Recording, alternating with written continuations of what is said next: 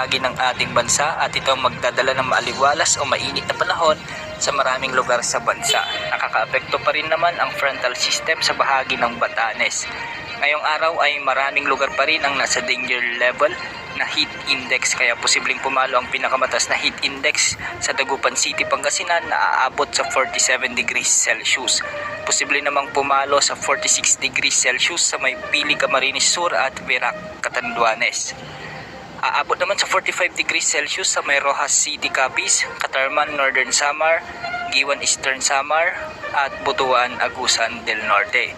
Papalo naman sa 44 degrees Celsius sa Lawag City, Ilocos Norte, Bacnotan, La Union, San Jose Occidental, Mindoro, Puerto Princesa City, Cuyo, Palawan, Masbate City at Iloilo City.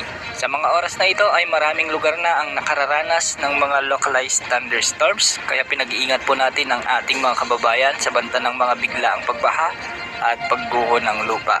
Ilan sa mga lugar na ito ang mga lugar sa Northern Luzon, gaya ng La Union, Pangasinan, Quirino, Mountain Province, Kalinga, Apayao, Benguet, Isabela, ilang bahagi ng Cagayan, sa Laguna naman, Rizal, Quezon, Cavite, Bulacan, Pampanga at Tarlac.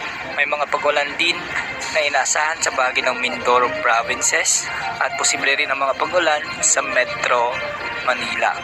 Sa Visayas may mga thunderstorms din sa bahagi ng